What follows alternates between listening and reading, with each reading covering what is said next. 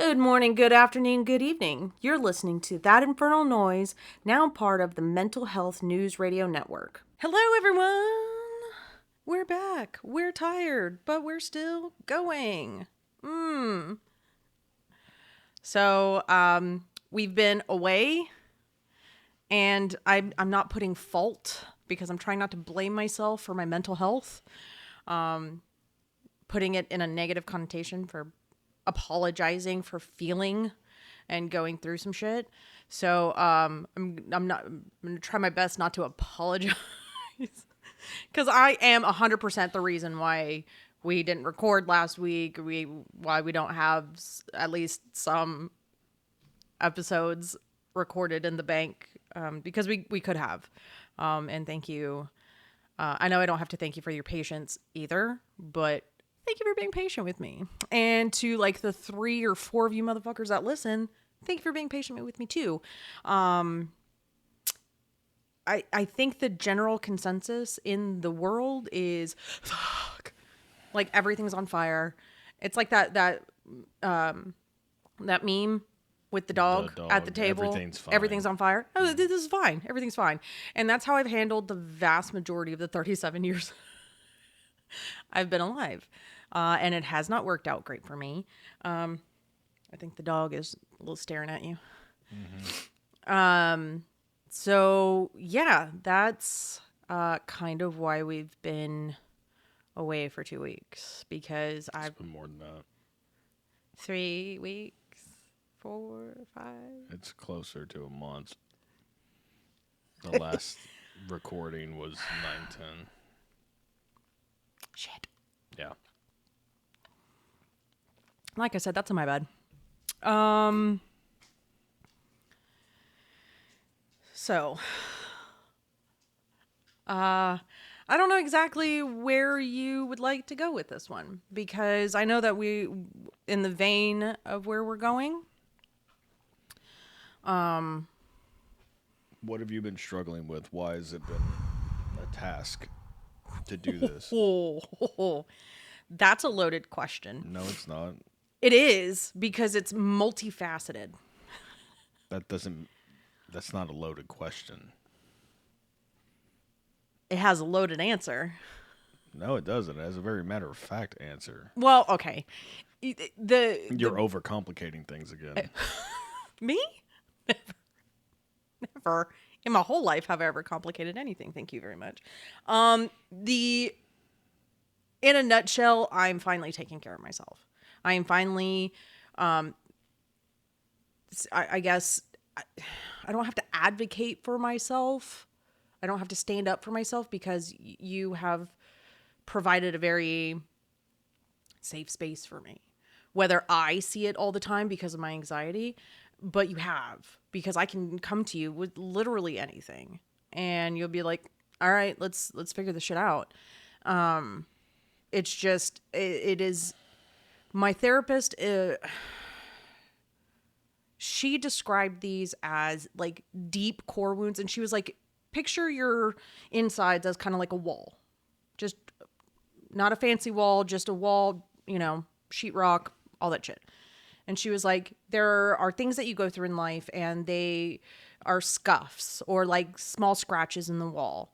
And you can sand those down. We can get those dealt with really easy. And she said there are times where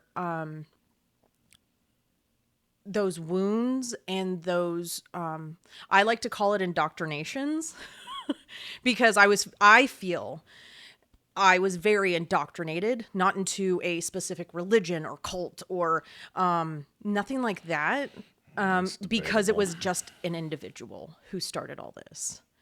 And while the people I have been around haven't always helped that, but I know where it started. And I'm not trying to say, oh, she fucked up my life, and because I have come out so much better than I should have.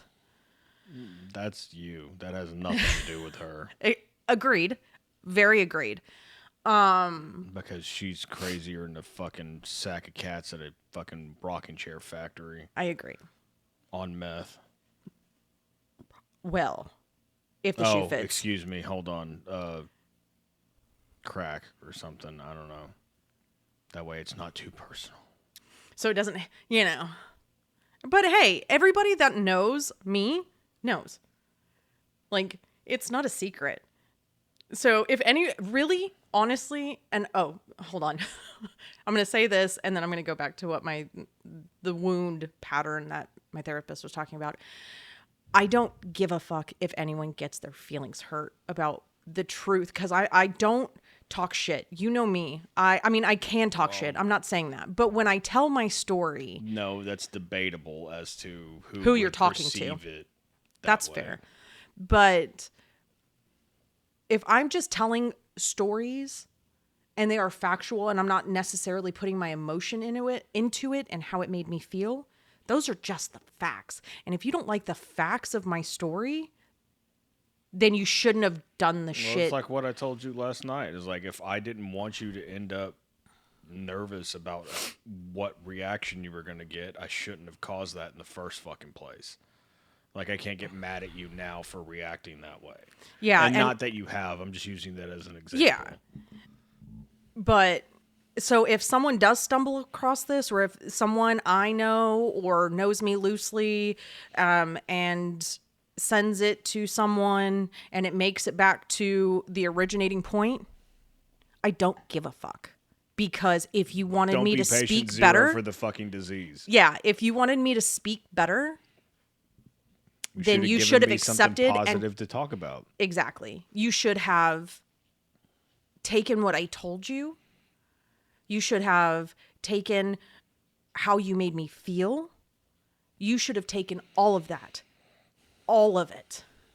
And not fought me on it. Because you don't get to dictate what I felt, what I feel, and how you... It's a generational thing. It is. Because our parents' generation is fucked. Oh, yeah, definitely. And the fact that my mom has owned up to fucking anything and actually listened. I give her so much credit for that. Because our family's not the most receptive people to criticism.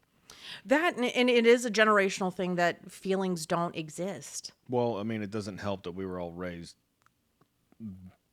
basically pure Mexican, for lack of a better term. Yes, we're the most whitewashed, as everybody will say, which I don't agree with, but whatever. But I don't think it matters anymore. Mental health wasn't a thing. No. And you didn't talk about the siblings that my grandparents had that had dementia or any kind of shit like that. It was just like, oh yeah, talked about in hushed tones and pushed to the side. It's like, and especially if someone was like in therapy or seeing a psychiatrist. Nobody oh my God. Nobody. Those were hushed tones. I'm pretty sure I'm the first one in my entire family to have ever gone to therapy. And that is tremendous. That's tremendous. I don't know if I'd go that far. But I think it is, because it starts somewhere. It has to start as far as I know. There's a lot of family members. That would also tell you that if they have been to therapy, it wasn't fucking talked about. No. So either way. Because, for a long time, it's like, oh my God, you talked to a therapist. She'd hide the forks. She's going to fly off the handle. It was very hushed tones and, oh, you're crazy if you had to see a therapist. That's why I see a therapist, or did. Hey, that we've gotten to a point with our therapist where we're like, hey, we'll call you and they have said, they've signed off on that. Be like, you know what? I feel that you are in a place where I think you'll be okay with the tools that I've provided. But yeah, back to what I was saying. Oh, I hit the table. If any of these episodes of anything I've ever said about my upbringing offends someone, accountability is there for a reason, and accountability was not taken. Like, that's the problem. The and accountability and the thing is that I try not to think about the situation much, just because it still enrages me of the shitty fucking tone I got the last sentence I heard that bitch say. Just the tone, and the tone I'm talking about too. Just that. So, yes. Yeah, because God forbid you actually, I don't know, pay attention to the information you're provided as opposed to ignoring it and continuing down the self-deprecating, everybody damaging path that you have been on your entire 50 plus years. Well, luckily, I only have 2 relatives to worry about because I literally have no other relatives that I claim. Well, I barely claim them just because we don't speak. And I don't see that changing anytime soon, and I'm perfectly okay with that. I recently had someone ask me, and I believe I told you about the interaction where it was Oz. Yeah, where Oz asked, well, because there was some things on their side, and I was talking. You remember the conversation. It's not my business to tell, so I'm not going to. But then a question I asked was reciprocated when it came to Being no contact. And how easy it is and if I'm doing okay. Because we're going on 3 years of no contact. In March will be 3 years. Yay. That's so light. Ooh. And I had asked the question, do you ever think about when that person passes? What feelings do you think you will have? And then that question was reciprocated to me. And I honestly, I can't say that I will not be upset. I'm not saying that at all. But I think the vast majority of my feelings in that situation would be more relief. And I got asked why. You and Oz asked some of the best fucking questions, by the way. We don't think about shit on the base level. By the way. We think of like the abstract, like Gabby also asks great questions and Gabby as well. too. It's just like we think outside of the box whenever it comes to shit like it's that. Fantastic. Because we try to look at not the worst case. Well, I mean, I guess that would be worst case, but the most drastic example. How would I feel in this worst moment? That is going to happen. There. Yeah. And it's not like it's a made up fantasy. It's going to fucking happen at some point. It's not one of my anxiety hamster wheels. Although they do say the good live forever. Or the good die young, rather. So. I got some years. Anyway. But I think, I honestly think a lot of relief will be had because then I know it's finite. My anxiety of contact ever again ceases to exist. You don't have to worry about it ever again. And I know that people are going to be like, oh my God. And you know what? Why though? Like, what difference does it make? Oh, like, I don't know. They didn't have to grow up with the shit that you did. Absolutely. They didn't have to grow up with the shitty tone whenever you presented hard evidence for your case, and then we're told, oh yeah, I wouldn't trust that. Even though it's DNA scientific evidence. Proof. 100%. I still, occasionally That's the thing that pisses me off the most about it. It's just like, how fucking dumb are you? Very. Excuse me while I adjust this camera. I'm sorry. The dog fucked shit up. Okay.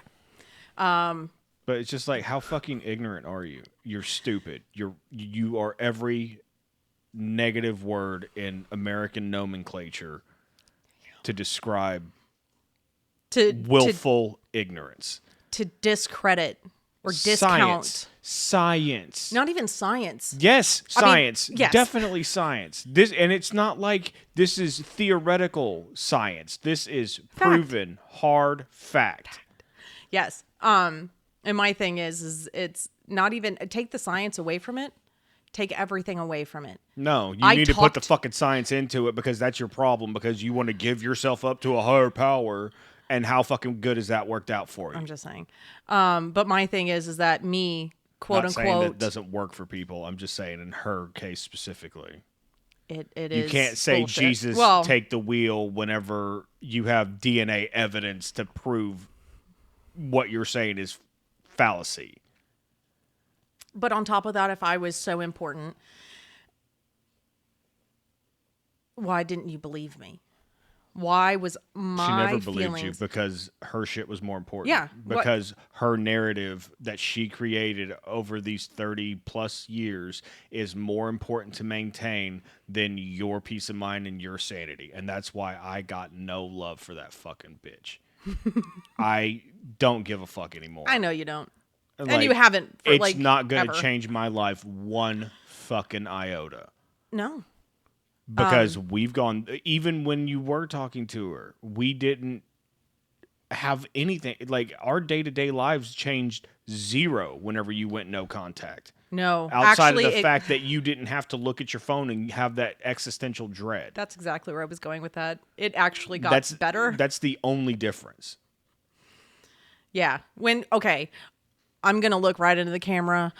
Whoever is watching this, whoever is listening to this, if someone is messaging you, calling you, whatever it is, and your immediate feeling inside of your body is dread or anxiety or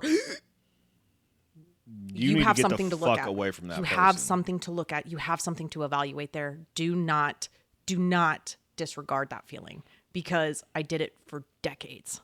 So, just so you know. So with the anxiety and because of all of that, and it's really hard for me to say out loud, I have physical proof of my anxiety starting when I was 3 at least. And who knows what was before that, because they say that if you're not around caregivers or your biological caregivers, or if there's any kind of stress, even as an infant, you can be fucked. And mine didn't get better. It's not like Debbie, because, ooh. It's not like birth giver decided to, I understand why she wasn't around for the first 6 months much. She decided to go back to school to be a dental assistant to provide, which is fine. It is what it is. I understand. Because there's a whole fucking shit tornado about my conception, around who I was around in my life. The whole narrative of my whole entire life has been bullshit. And you found out pieces along the way, and I was told I was wrong. And I know people, see, I have to keep other people's voices in my head. Like, there are certain times where I hear you and you're just like, fuck that. And then I hear my therapist, Joe, fucking love her, because I have a problem with, I like to be Miss Petty Betty. And there are some times where I tell her, I know I'm being petty when I've talked to her in the past, and she goes, why is that petty? No, and see, that's where she and I disagree. I know it's petty, but justified. Why don't you have the right to be petty in certain situations? Yeah. Going out of your way to make somebody's life miserable, that's a completely different fucking That's thing. just being a cunt. But just voicing your opinion and saying, this is fucking bullshit, that's not being petty. This is fair. And even if it is, so what? Because of everything. And actually sitting and dissecting it and taking it apart and really looking at it for what it was. Those wounds is where the anxiety comes from, of feeling safe. And I've never felt safe, ever. Until, like recent, not like yesterday or anything, but like it has taken me so long to feel. It's a more recent thing than it isn't. That's fair. Because those are the type of wounds that Joe has said that are like, you take like railroad spikes and are carved into your wall, and they're deep, and you're going to have to patch, and you're going to have to repair, and there's extra shit that needs to go in to fix that divot, that wound in the wall. And I'm a visual learner, so being able to picture a wall with little marks, so like with a number 2 pencil, or like a magic marker, or just like a scratch, or like, like our foundation in the house is kind of messed up, so we have cracks, little pieces here and there. So it's easy to visualize, like, oh, I can do something about the easy ones, but those, the deep ones, the fucking ones that you can see through the wall to the other room deep, those are terrifying.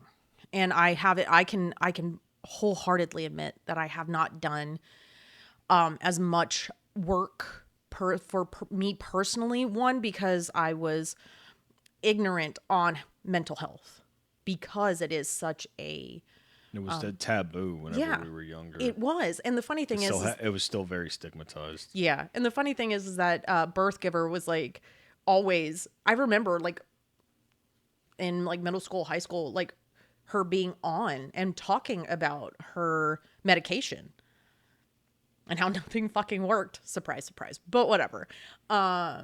So she didn't want it to work. That's the thing. And that's the thing that scared me the most about you. It's just like you made so much peace with your pain and your darkness. Because it's easy. It's scarily easy. But even to this day, it's easy. That's what I'm saying. It's like you can't just continue holding on to that shit. Like you have to let it go at some fucking point. Otherwise, you're just going to keep repeating the same cycle over and over again. Luckily, you're not as destructive as I am whenever it comes to those cycles, but it is.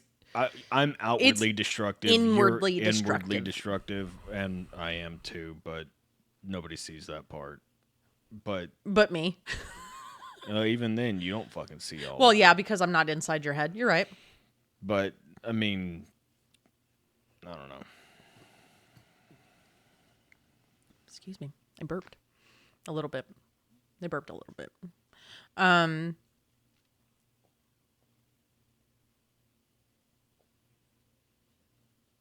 forgot where I was going.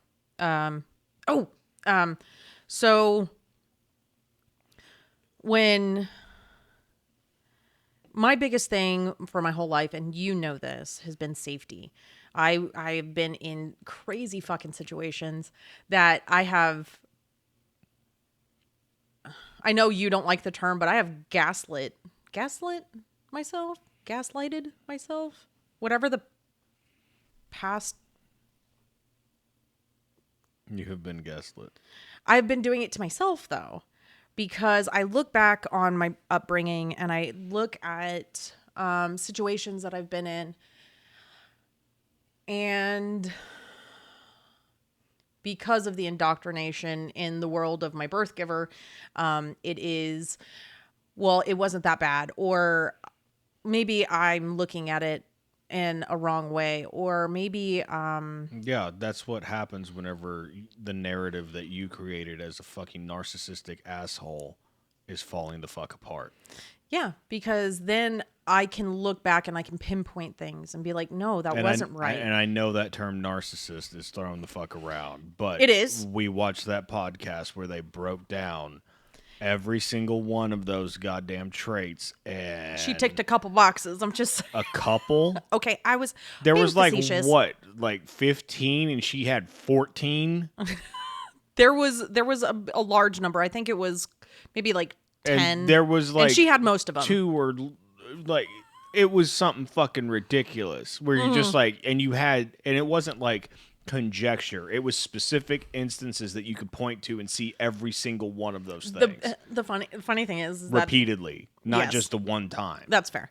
The biggest thing was people with narcissistic ideologies or tendencies making their offspring an extension of themselves. That was a huge thing.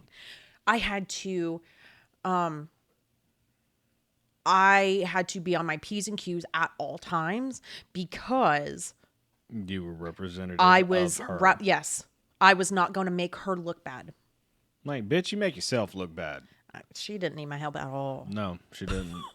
But when that internal narrative of, well, maybe it wasn't, well, I have to physically look at that internally and because like mentally. That's not your voice. That's her voice. Yeah, it really is. Because then I have to, okay, since we are parents and we have kids, one that no longer lives at home, and we have our youngest is 10, it's okay. At any point in any of my kids' lives, if I were to do that, would I be okay with that? And almost any situation that she put me in, no, I would never. Well, I mean, it'd be like dumb shit. Like, hey, we're going to this party. Act like you know how to act because these are like my coworkers or some shit like that. Well, no, we've told the kids, hey, and it's not. But that's what I'm saying. Like, that is the same thing, but it's not to the extreme that you had it, is what my point. It is part and parcel. Okay, there are minor details of like, hey, let's go ahead and behave ourselves in public. Then maybe that's what she thought she was doing. Maybe. Which I don't know how you don't see the difference between the two, but whatever. But the vast majority of the shit that I've been through, or that just minor, in her eyes, minor situations, are outlandish. Out-fucking-landish. And I would never put my kids through that. And it is not okay for me to put my kids through that.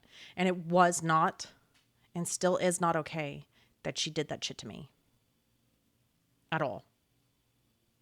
So it was never okay for her to put me in situations that she did. And it took me a long time to even acknowledge and say that out loud.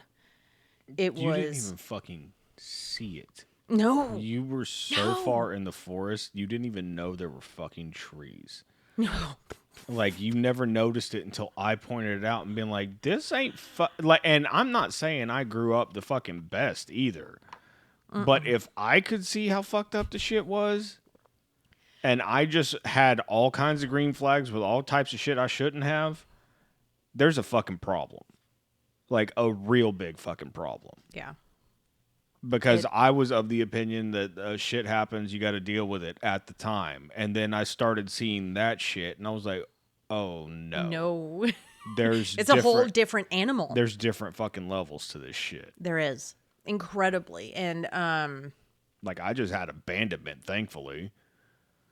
And I can't believe I said that out loud, but it's true. Like, like, say what you will about how I was raised and all that shit, but at least I still had something constant and positive teaching me what a relationship should be, what parents should be, and all that stuff. I really wish I had someone like Grandma and Grandpa. I really do.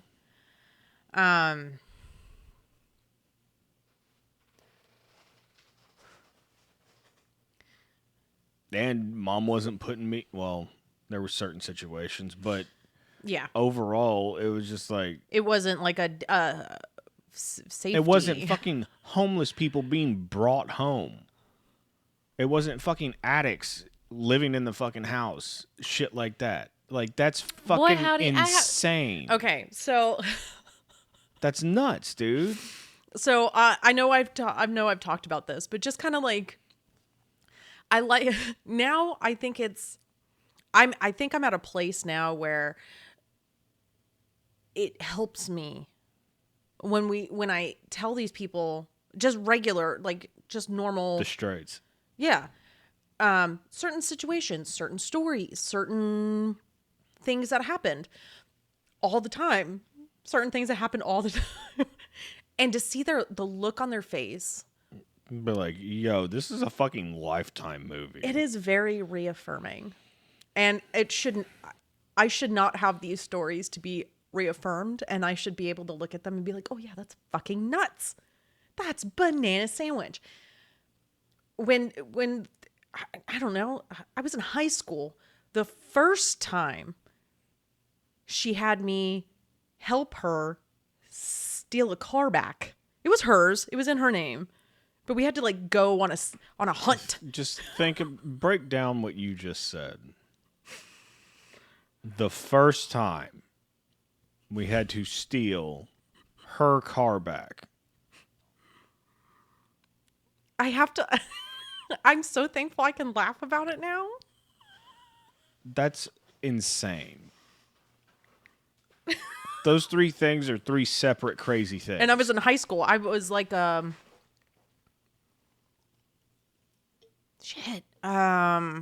like a junior.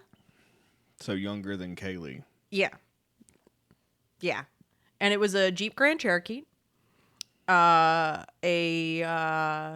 maroonish, like a darker red hue tone of car. And someone had it and when you give it back and we had to find the apartments and go get it. And when I say we had to, I didn't have a choice. And I have so many things like that. So many things like that.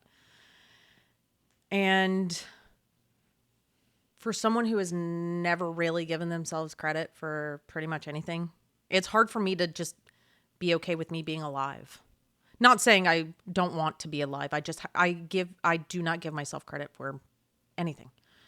I struggle with that because the vast majority of my life, any feeling that I was feeling, any uncertainty, unsafe feeling was just brushed aside and fuck you, we're going to do it my way anyway.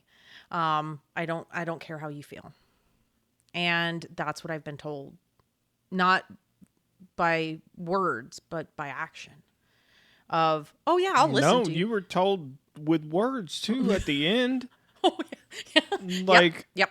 Like, no, that's not right. Okay.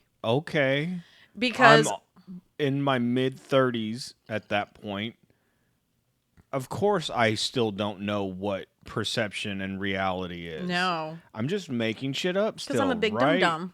Big dum-dum. Well, you're looking at it wrong. Or I'm looking at it correctly. You're the fucking crazy one, and you've created this false narrative, and you're so deep in your psychosis that you actually fucking believe it.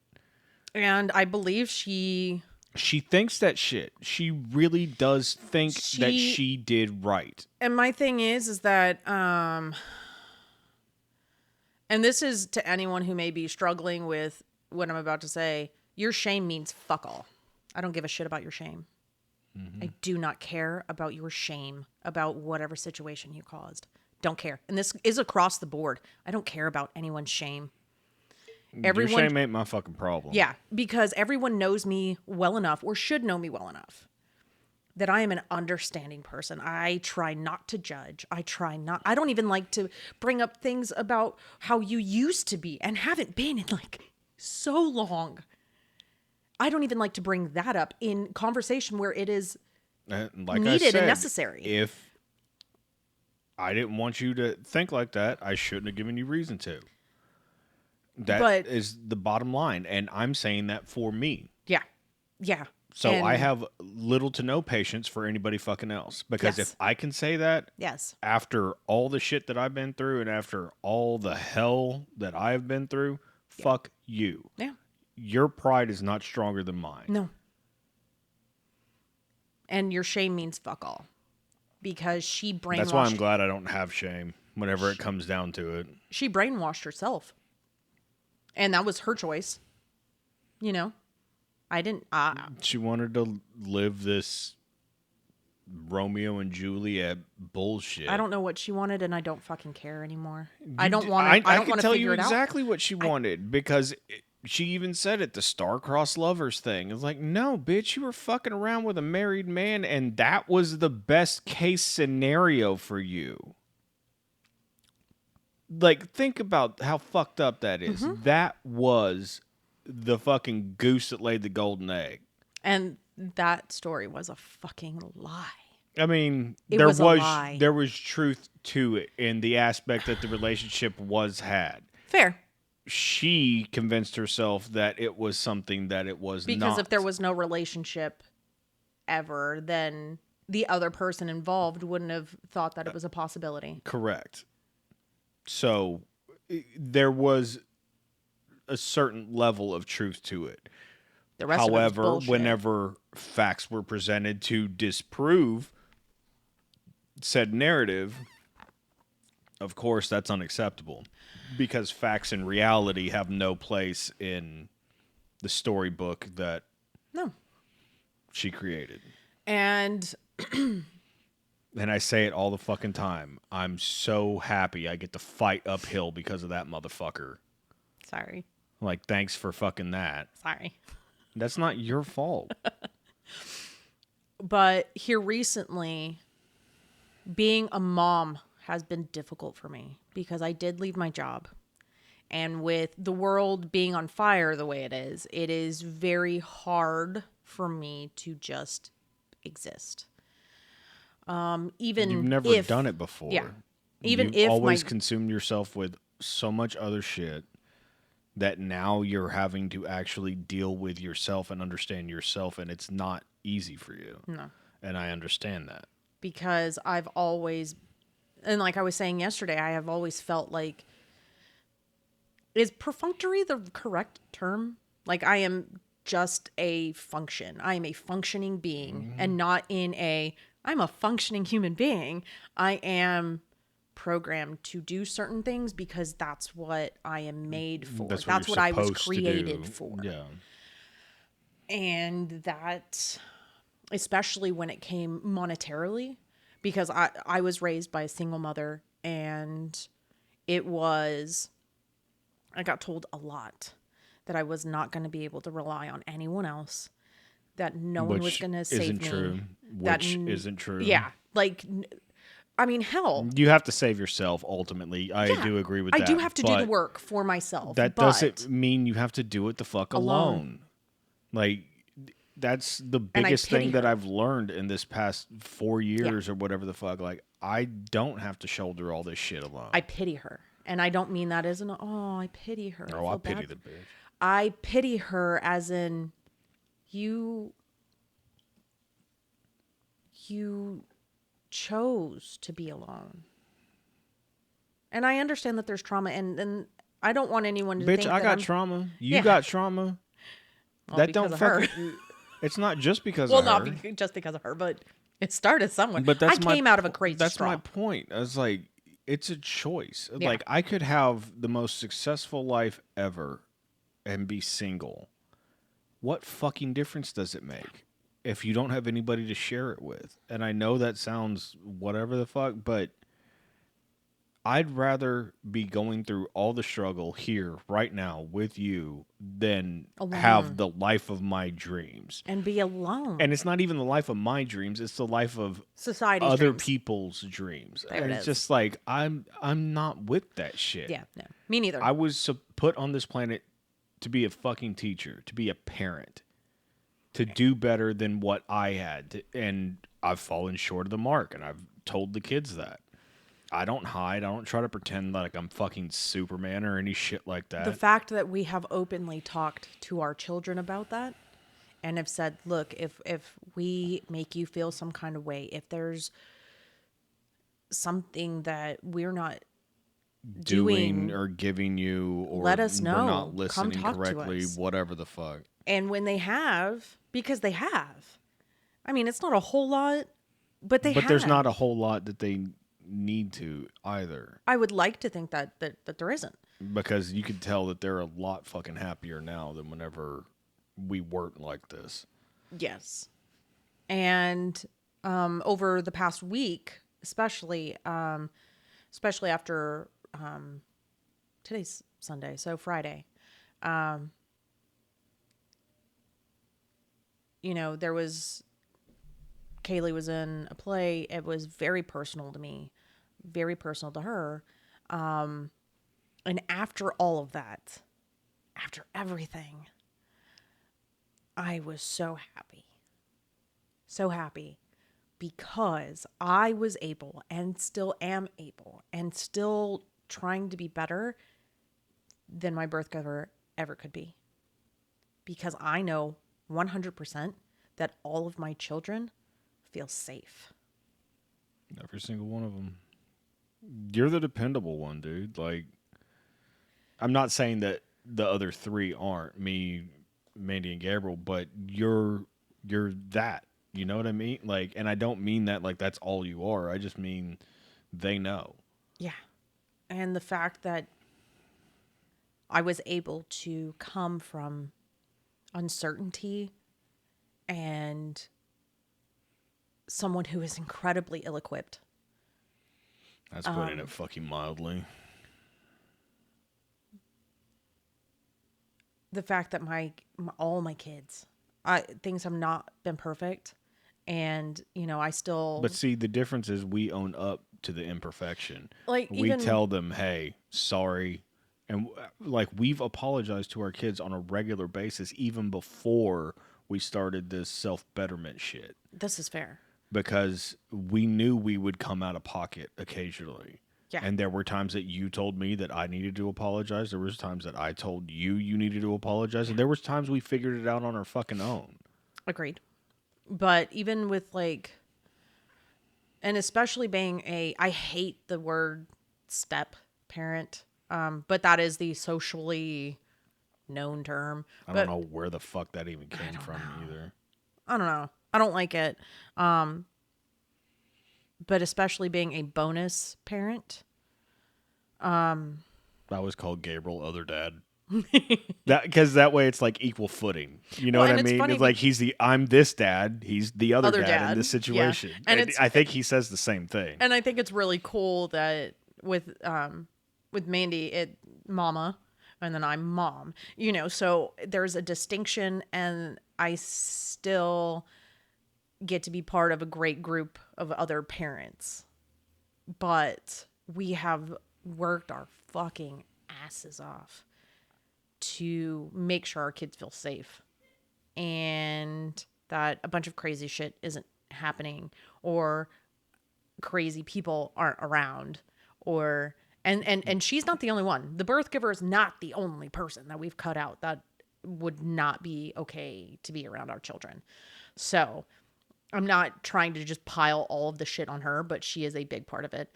Well, I mean, it was your upbringing. It's not the same thing. Yeah. But it filled me with, I'm not proud of myself very often. And that is something I'm working on. Yes, I need to give myself credit. Yes, I need to be proud of myself because I could have been a completely different person. And we know people that I could have turned into, like the type of person. I wouldn't have allowed that to happen. And I know that sounds well, no, I could have become that before I even met you. That's the fucked up thing is that I could have been a totally different person. But you were somebody that I didn't care for initially. And as your friend, I put my foot down. That's fair. And I was like, no, this is not long-term a good thing. It's not going to benefit you in any way. You're going to end up fucking dead. And I don't really like that idea. But it wasn't like, oh my God, I can't even think of like a nonsensical thing where you're just like, ugh, I don't like that about you. It was something very important. I was mixing painkillers and muscle relaxers and hoping for the best. I've had friends go through a lot of shit because of addiction, and I could see it. It wasn't bad by any stretch of the imagination. And it wasn't a long time. You had a lid on it for the most part. It wasn't like you were shirking other things. But it had the potential. It was right there to spiral out of control. It had the potential, especially when Birth Giver was able to write prescriptions for me. Uh-huh. And that's fucking batshit crazy. And then I got told, well, we had a conversation about that being a problem. Mom, at what I would consider her worst, she would have never considered writing me a fucking prescription. And just being like, yeah, go pop pills. Well, she was getting some too, nuts? So. Uh-huh. I know. Saying it out loud now and really... I understand that. And the guy that was going to leave you and take advantage of you and all that fucking bullshit is the one that was telling you, hey, you're going to end up fucking killing yourself and I don't want that to happen. Yeah. You need to please stop. Yeah. But I'm the fucking bad guy. I'm always the bad guy in that situation because I make you see through the bullshit. I made you see through my bullshit. Like I have taken just as much of a brunt as fucking anybody. by making you stand up for yourself and be independent and all that shit.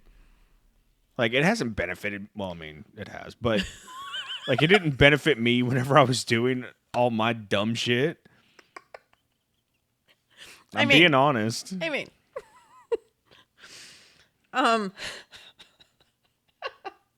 so I shot myself in the foot too. I just got the added bonus of making you realize dumb shit.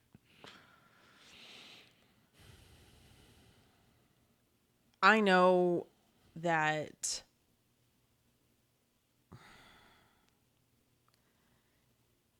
I don't know if I'll ever truly I hope one day that I think I'm on the right path to feel sure about myself, to not question my intuition, to not question my feelings, to validate my own feelings, because I do not validate my feelings at all. Which is what you tell everybody else to do. I know. That your feelings are valid, and if you're feeling like this, it's for a reason, and da-da-da-da. Yeah. I know. I give good advice. I don't listen to my advice, but whatever. But you're starting to. I'm trying. It's difficult. You're doing way better than you were before. Like, yes. The fact that you're spiraling out of control on a regular basis, that tells me that you're doing the fucking work. And I know that sounds counterintuitive, but it's true. I completely lost myself doing all this shit. Yeah, it's very... It destroys every single social construct you had in your head. Yeah.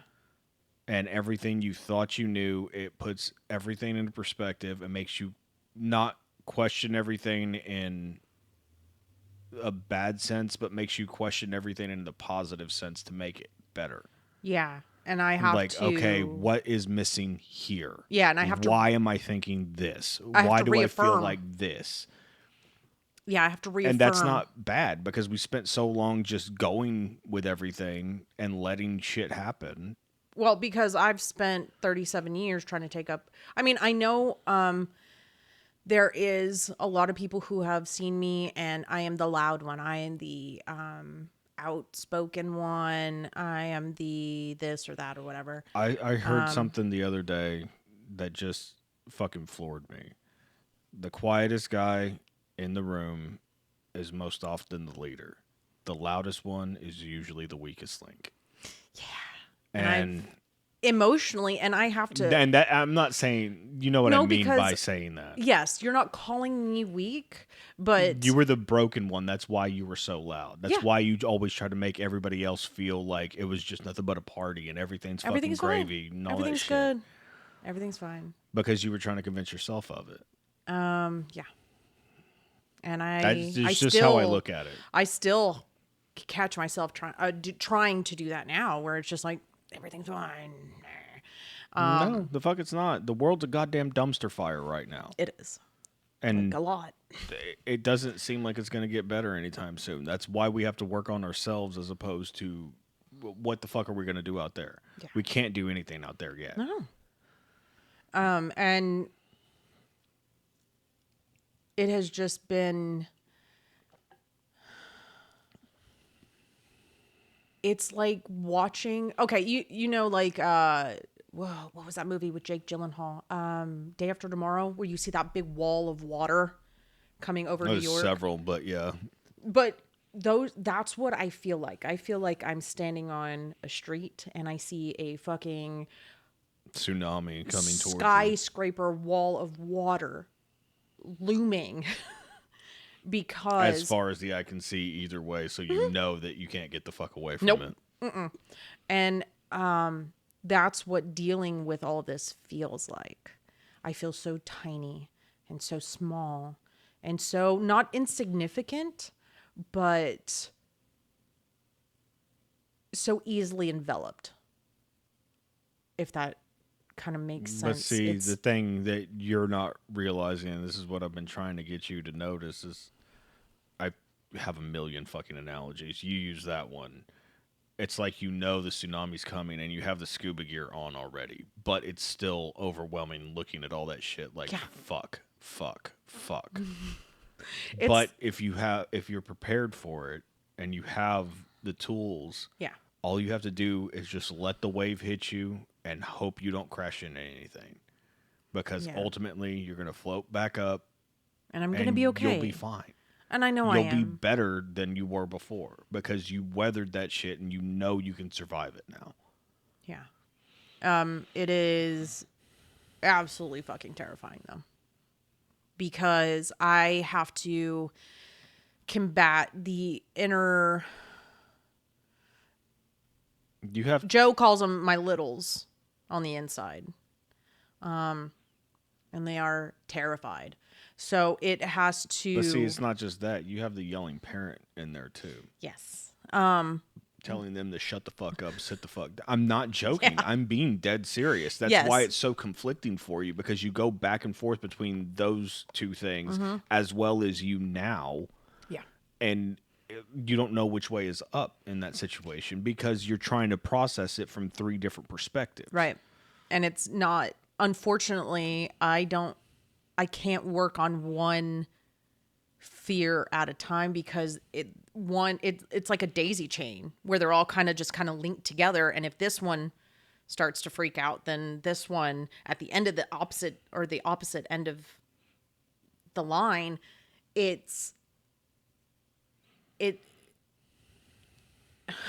don't even know how. It's like setting a bunch of squirrels on fire. It's just like, that's how it ends up being. But their tails are tied together. Yeah. And they're all like trying to get, what's the term with rats? Rat King. There you go. It's like one of those. Except I would like to think that it's like less rats now. Like I'm trying to take away rats. They're squirrels now. Yeah. They're nice to look at. Not rats. So it's very taxing on trying to heal and reparent my inner child. And I think for a lot of that, I am getting a little further in that reparenting. And it's, I've heard a lot of reference to your pissed off inner teenager. And I think I'm getting more towards there. You've been touching more on your anger lately. Yeah. And you've been letting it out in a productive manner. I would like to think. As opposed to a destructive manner. Outside of me kicking empty soda boxes. That was your dumbass fault, though. You kicked it with fucking flip-flops on. What did you expect to happen? That's why I always got tennis shoes on, because I don't know if I'm going to start kicking shit. So fair. At least then I have a little bit of padding. Because anger was all... I was surrounded by anger. But your anger was also invalidated, so you never got to... Well, my emotions in general, whether it be tear... But it was always invalidated, so you always held it back. Yeah. And now you're at a place where you can let it out. Yeah. In a safe space where you know that I'm not going to fucking judge you for that. You've seen me fucking punch holes in walls and shit, you know? Like, yeah. I'm the last person that's going to judge somebody for an emotional fucking outburst. It's like, okay, but what are you going to do with it? Yeah. And you took time, you lashed out, hit the punching bag, all that fucking bullshit, screamed at the top of your lungs, and then, okay, and right back to business. Yeah. I think that's productive. I would like to think so, but I'm so inexperienced and I feel stunted emotionally a lot because... Okay, put it in perspective. You've seen me do that exact same thing. Do I just go right back? Well, now I would, but before, would I just go right back to normalcy right after that? No, it would have been at least the rest of the day. At least. And that's not, depending on what it was. Bleed into the next day or last the whole fucking week or ruin the weekend or whatever the fucking situation was. You handled it. You let it out. You let the pressure off that valve for just a little bit. Okay, I feel better. Go back to it. That's productive in my opinion. Yeah, and because so many people are afraid of their dark side and their anger and all that shit. It's like, no, that's an emotion the same way sadness is, the same way happiness is. Like, you have to let that shit out whenever it comes up. And it's especially hard because the anger I was around was destructive. Violently destructive. Because there were a lot of times growing up where there would be domestic disputes and things were thrown. People were thrown. I've seen... Hit with cars. I was 8 when that happened. When I saw Birthgiver fucking hit a dude with a car. You were younger than Logan. Yeah. Yeah. I was like 7 or 8 because it was I might have been 7 because it was the first school I went to for my 3rd grade year. And we were in a certain location in California. And I know for a fact that it would have been that first semester because the second semester I was at a different school. So I was like 7. So... It really sucks putting numbers and ages to it, doesn't it? Yeah. But it's just so outrageous now. It's like, you can't write shit like this. And then... It sounds like the antithesis of a sitcom. It's a fucking shit show. That's the reason I've never watched the show Shameless, but it seems kind of chaotic in that sense. Maybe not... I don't know the full premise of the show, but it seems kind of like in the same vein. I do want to watch it at some so point. That's why and William H. Macy, come on, yeah. The best. But it's very, on top of just emotionally draining. There was a day, I don't even remember what day it was. I think it was like Tuesday, where I couldn't even stay awake. Like, everything has been so taxing. So, and it had to be Tuesday. Because the kiddos weren't in school on Monday. So, yeah. I think it was Tuesday. Yeah. But it was just, I sat down on the couch and passed out, which I do not do. Like, just sitting. Like, just existing that day was draining. And it still is, because when you have and I don't know if I'm the only one who's experienced this. I'm pretty sure I'm not. I have chronic muscle tension. And I've never been diagnosed with TMJ. I don't have the burning, really. I have a lot of anxiety here. And when I was 10 years old... my dentist told me that if I was not careful with my clenching and my grinding, that I wasn't going to have my teeth in 10 years. And no bullshit, I got my first crown within that next 10 years. And now the bottom back 2 molars on both sides are not my real teeth. They're crowns, and they've had root canals, and I have a broken tooth here because of my clenching. And so all of my muscles are like that. It makes me fucking unclench my jaw. Like, I don't clench it like that. I used to grind my teeth whenever I was younger, and now I don't. I don't know what the fuck happened. And you've seen, like, traditional... Like, I've had to move to a mouthpiece that's just up here, because the ones that are full, ones that you can, like, mold, you've seen, I literally chomp through them because that's how strong my jaw muscles are. So, and that's how the rest of my muscles are, too. Not to piss you off during a blowjob. No teeth! No teeth! That just for real gave me anxiety. Ugh. But all of my muscles are like that. So, I don't know. I'm probably going to have to see a doctor on what to do about that, because I don't know. I have literal decades of tension and nonstop tension, because you've seen me. I try to stretch and it's solid the next day again. No matter what I do, it's solid, because like up here, it used to be all solid right there, and I can push in a little bit right there, but back here and everything else is still... I got referred to as someone I knew was trying to be a massage therapist, and she was practicing on me. And I think I've said this before. I was compared to working on a frozen turkey. And that was when I was 19.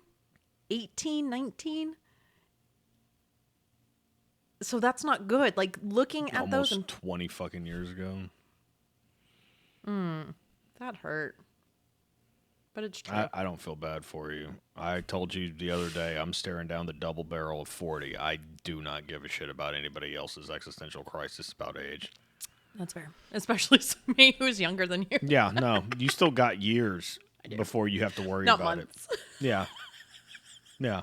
I love you. Yeah. 4 months. 4 months. Tomorrow is 4 fucking months, and then I'll be fucking 40. I have no sympathy. Fair. And I have sympathy for many things and empathy for just about everything. Not that. Yeah, that's fair. But, so all of this and releasing and starting to let go my body is on top of the mental. I mean, like last night, we stayed up until fucking 3 o'clock in the morning. You just talking about shit. Which I still feel kind of bad about. I don't feel bad about it in the slightest. I know you don't. And which the more I talk, no matter what. You woke up this morning after going to bed at 3 o'clock in the morning and you had a smile on your face. Yeah. You felt good. You were excited because your shoulders weren't fucking As tight. boulders and shit. Like, yeah, that's good. There is nothing, like, you cannot tell me that my sleep is more important than that. Because it's not. I've went to sleep way later than that for dumb fucking shit. I remember one time when I was 18, I was working at the shirt shop still. I got 45 minutes sleep and then worked out because I did silk screening and there was no AC. It was hundreds of degrees in the back. And I worked a full shift and pulled paint that whole day. And I was just like. Yeah. And I've done shit like that too. And it's just like, that's fucking stupid. Yeah. But I do appreciate that. Last night was not stupid. Last night, I could tell, like, I was trying to wake myself up actively. And I felt so bad. Because I was like, oh, I just hope he goes to sleep. I just hope he goes to sleep. I heard you do something. I think you might have sniffled or something. And I was like, fuck, she's crying. I wasn't. To be fair. Well, maybe I just heard that in order to wake myself up or something. Well, I mean, I have sinus issues anyway. No, so. like, but at that moment, I was not crying sniffle, like specifically. Yeah. Like, I know your shit, and I've heard things and seen things to force me to wake up for various reasons or whatever. Yeah. And I think that's what happened. It was just like, no, you need to wake up. I'm like, fuck, okay. And then I did, and then we spent the next 2 hours talking. Yeah. It in the middle of the night, in the dark of our room. Yeah. Like, we couldn't even fucking see each other. No. That might have helped, by the way. Yeah, it does. I still really, really, really, really want to try a deprivation tank. I think that would be so much fun. You and I have very different opinions on that. Yeah. Yeah. Because I agree. You're the fucking genius that wants to take fucking edibles and then go sit in that bitch. Yes. I'm the motherfucker that knows I'll have a fucking panic attack without that shit. Ooh, yeah. If I ever get the chance, fuck yeah, 100%. The biggest thing, my biggest barrier as of right now, on top of continuing to trust the process and trust in myself, because I've never had to trust in myself because I just went along with what everyone else wanted. Because everything's fine. If I just do this, it's going to be okay. Everything's going to be fine. That's what I've been telling you, dude. Like, no, it's okay. Yeah. Like, if I'm doing things to upset you or bother you or whatever, even if it's not the thing itself that's upsetting you, fucking tell me. Yeah. Because on top of just the difficulty of talking, I am also having to combat the inner birth giver style voice. I don't hear it in her tone of voice, thankfully. Unfortunately, it is my voice I hear. But I have to combat in those moments, especially with heightened emotion, because I still question my feelings. Is he going to get tired of me? Is this going to be it? is this going to be the straw that breaks the camel's back? Is this going to be the reason why No, he's like, the fuck straw it, I'm that not breaks the doing this camel's anymore. back is Me not stopping. trying, Yeah. is not giving a fuck, is not putting in the effort and the work and Yeah. everything that I've told you that, hey, I would really appreciate it if you da da da da da or stop doing whatever. Yeah. You have made a conscious effort to try to appease me in that situation, And- and vice versa. Yeah. Yeah. And like that's why our relationships lasted this fucking long. Because we actively hear each other say shit like that and it means something to us in order to keep the other person fucking happy. And because me ultimately, quote unquote, having no one has been ingrained in me since birth. Really, if I want to look at it and be honest about it. Because birth giver has literally took me away from everyone.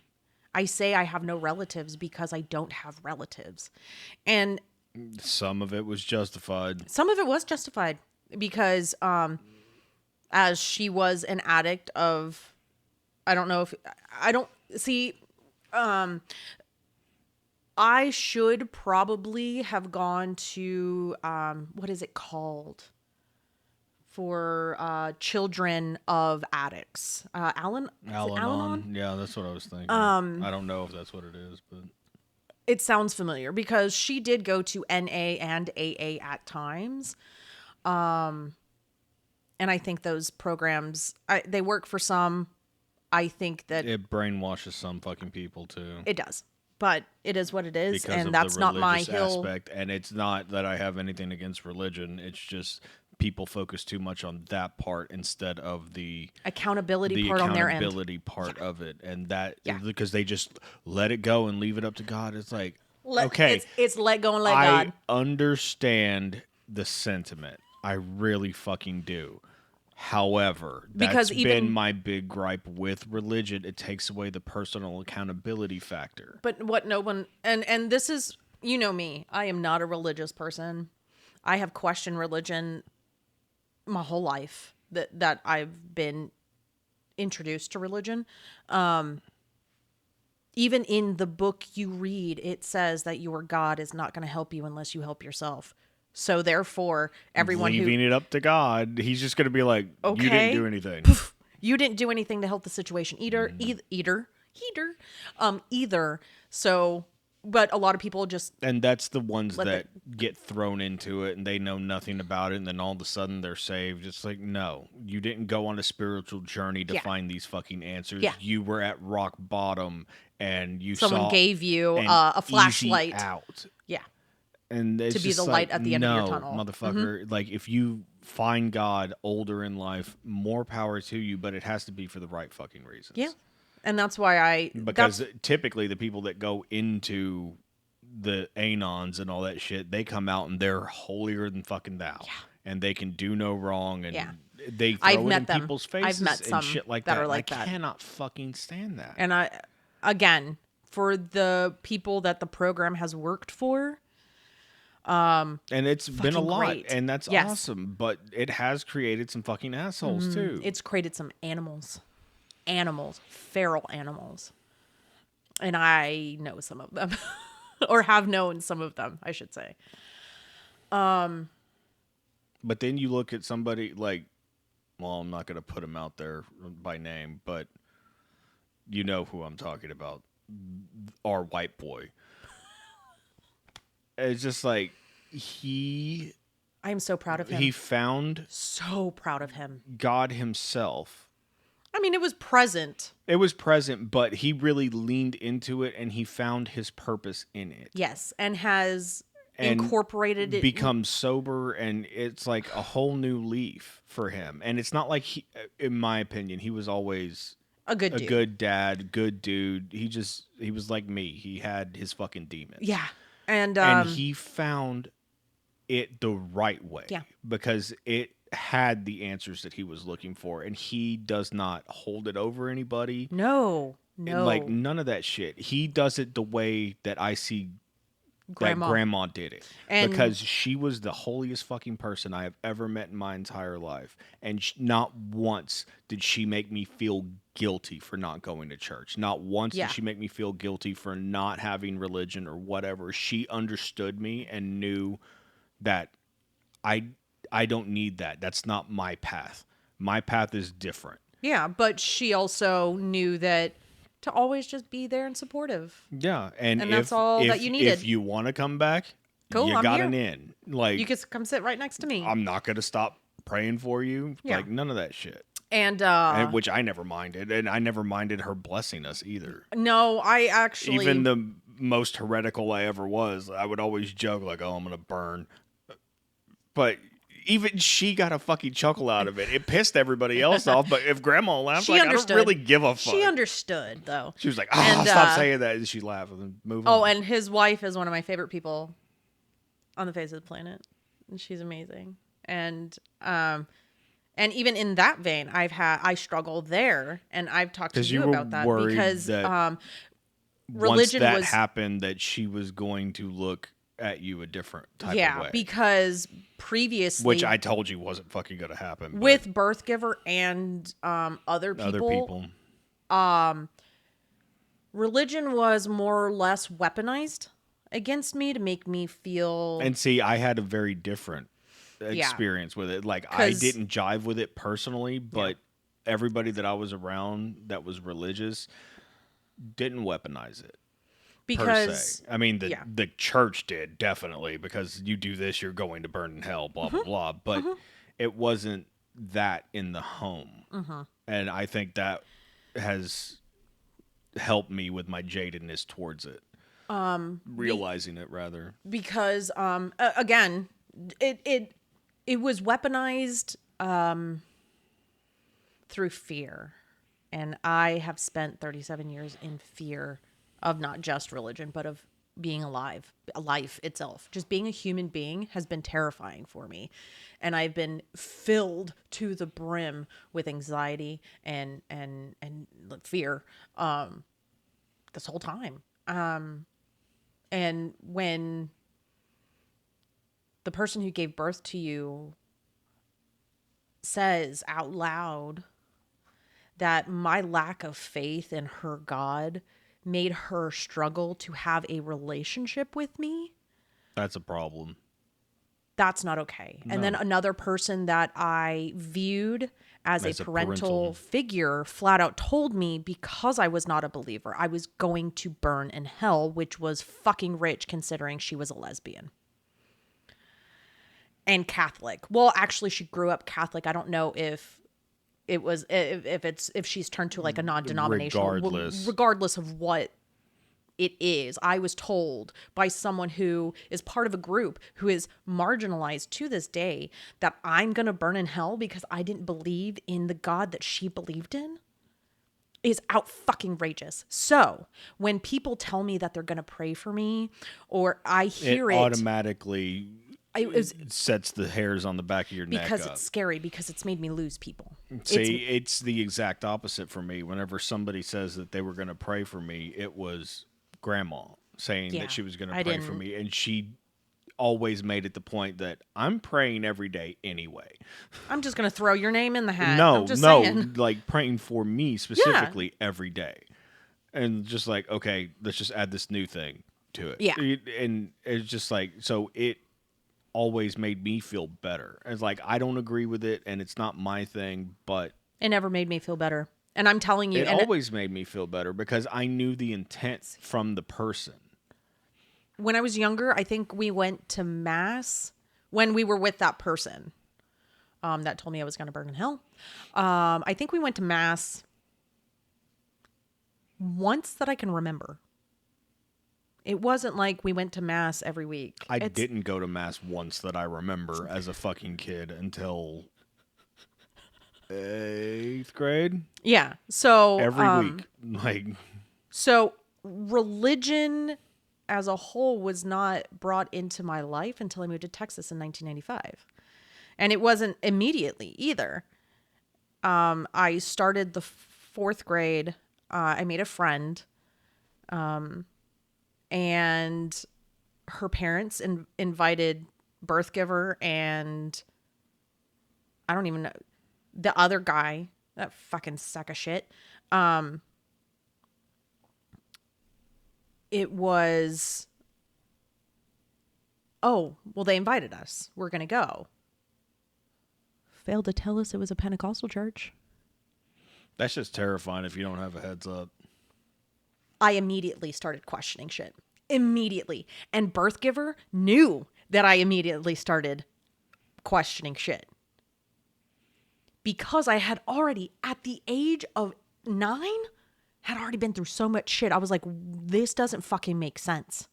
This does not make sense to me. As a 9-year-old child, it was, why am I having to go through this then? What did I do? What's wrong with me? I can't do anything right. And it fed into a lot of other narratives of I needed to be a certain way. Mm-hmm. And so from a very young age, I have tried to take up as little space as possible, try to make myself as small as possible in a lot of situations. With that being said, I struggle with knowing how to take up space. I don't know how to just be. And that's taxing emotionally.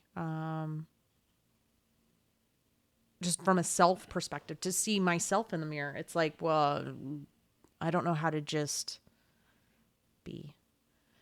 And then on top of everything being so emotionally and mentally draining and taxing, the physical side effects, the muscles, everything's starting to release. I don't know how much, I don't know the science behind it. I don't know about releases of lactic acid. I don't know, because tightening muscles create lactic acid. I understand that, but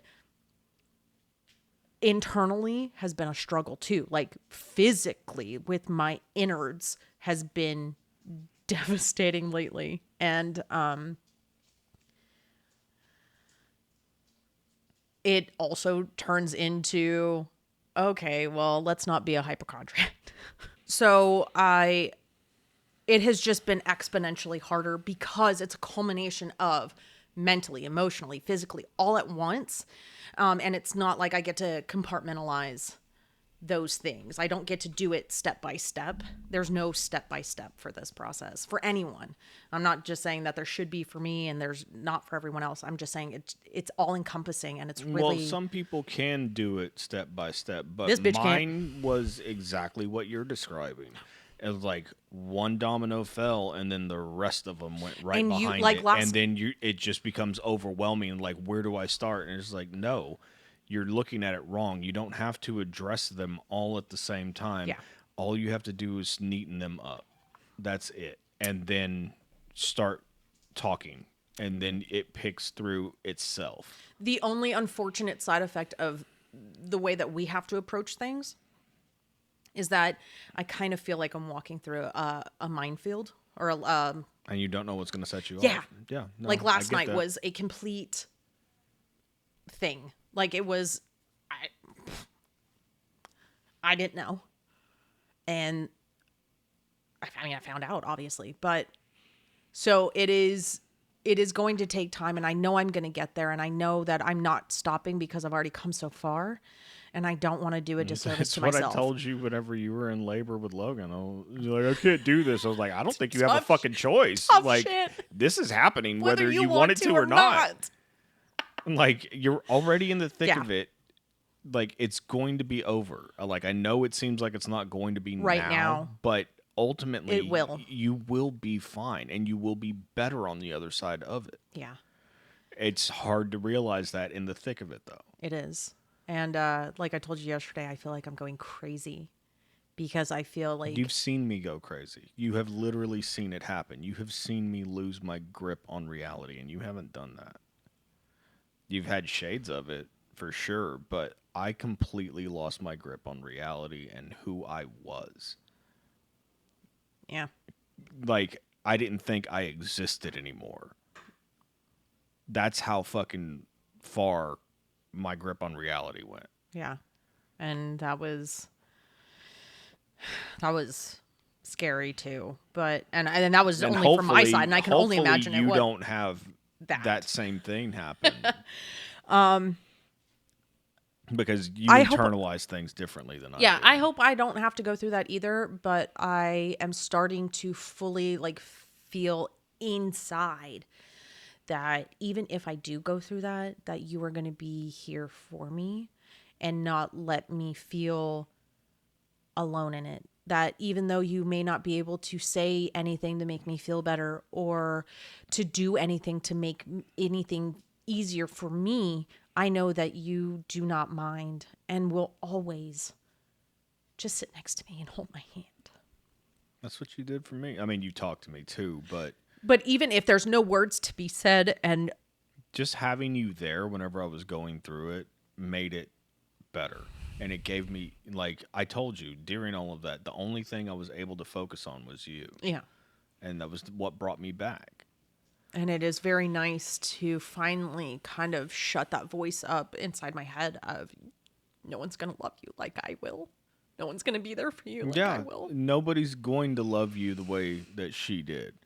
Because I actually give a fuck. And I actually will take the time and effort to try to make your life easier and listen to you and take your feedback and do something productive with it instead of internalizing it and making it that you're attacking me or that you're calling me a liar or whatever the fuck. Like, I don't give a shit about any of that stuff anymore. I care about your peace of mind, your happiness. And if you're telling me that I am doing something incorrectly or you would like me to do whatever, that's what I'm going to do. Because I love you. I love you unconditionally. It's not just on the good days. It's not any of that shit. It's every single day. It's the slumps. It's the doldrums of marriage. It's all of that shit. I'm not going anywhere. And I know it's been almost 12 years, and I feel bad for... I know that there's no timeline, but I feel bad for getting there later. Then do I need to put this in perspective again? No, you don't. I'm going through this at 39. You were 37. Technically, you're ahead of me. I'm just saying. If you really want to put numbers on it and shit like that, you are ahead of where I was at your age. That was only 2 years ago. But still, you got a 2-year head start. So where are you going to be at this time? Whenever you're looking down the barrel of 40 like I am right now. And I'm willing to bet you're going to be further along than I am at this point. And even if I'm not... it doesn't matter, but I'm saying you're trying to turn it into a competition, but you're not looking that you started the race 2 years later. How are you going to be in the same spot? That's fair. Like, just... And I know it's not a competition. I also struggle with inferiority.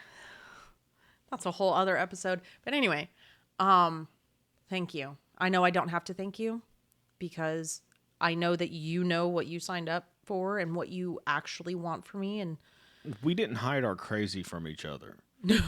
We became friends first, and we had very honest and frank conversations. Yes. So by the time we got together, we knew that there was going to be a shitstorm somewhere. There was some work to be done. We knew it. And like initially, I didn't even want us to be together because I knew that there was shit that we had to work through individually. Mm-hmm. And maybe we exacerbated it a little bit by getting together immediately. But at the same time, I would do it all over again. Same. Because I didn't have to go through all that shit by myself. I had somebody that loved and cared about me legitimately and not just saying it, but proving it, not through words, but through actions and supporting me through all of it and being there for me. Yeah. And thank you for being a partner in my life, making me feel that... I always hated that term partner? Before you. Like, I was like, well, it's your wife. And now it's just like, no, I get why that term exists. Because there's wives, there's girlfriends, and there's partners. Yeah. The partner is what everybody should fucking look for. Yeah. Because we have been through every manner of hell and back multiple times. Yeah. And we're still fucking here. Like, we were forged by fire. We are some strong literally bitches. in some situations. Yeah. I have no regrets on how any of this shit has played out. I don't either, but I wish I would have wised up a little bit earlier, but that I have to look at as it happened for a reason. Yeah. I wasn't ready for it then. It's or just maybe like, I wouldn't have gotten it. Yeah. Or whatever. I don't know. There's a million different possibilities. Just like any person who's dealt with someone who is an addict, you can't force anyone to do anything, addiction or not. You can't force people to get to somewhere that you're expecting them to be on a timeline that they don't know of. And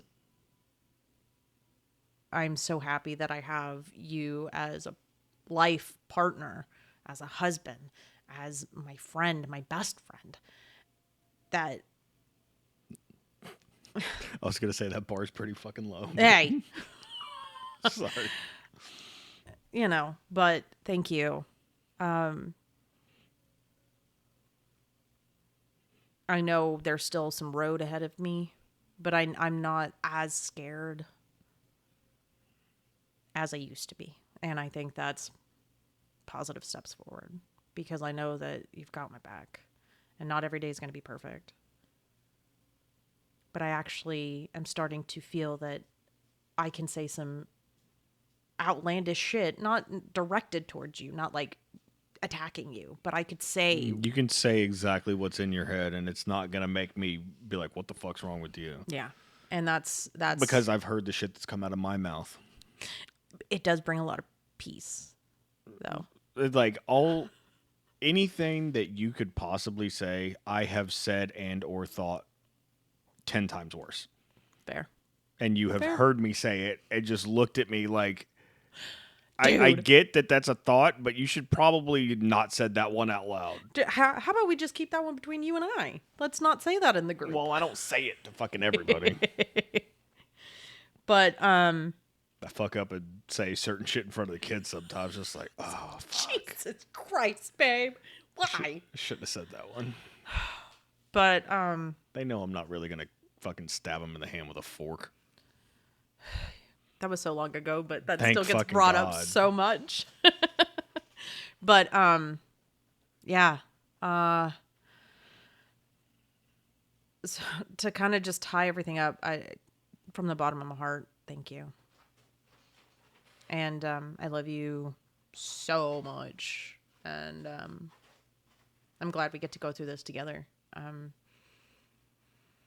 Because this would be scary shit. I mean, it's scary shit with you, but it would be even scarier if I had no one. And I feel like I am becoming more confident in myself piece by piece, day by day. And anyone who is feeling the way I'm feeling, the thing, or going through the things that we've gone through, you're not alone. And no matter if someone has told you that no one else is going to be there for you like they will, or no one else is going to love you like they will, or that they're just going to abandon you, or they're just going to do this, whatever have you, that's not true at all. Because I mean, it might be, but you don't know that, and a person can't tell you that. Yeah. And it really shouldn't be words that come from your mother. So anyway, if anyone ever needs help, we're here. I do have resources. Can recommend some books. Can recommend a therapist. We have resources, or we know of resources. So you're never alone, no matter what anybody tells you. So yeah, until next time, and whatever nonsense we talk about next episode. Peace out. Thanks for listening to this week's episode. If you like the show or know somebody who would, please subscribe and share to help us grow the show. You can follow us on all socials at That Infernal NPC. You can listen on YouTube and Podbean at That Infernal Noise or anywhere else you get your podcasts. Please tune in next week. Same bat time, same bat channel.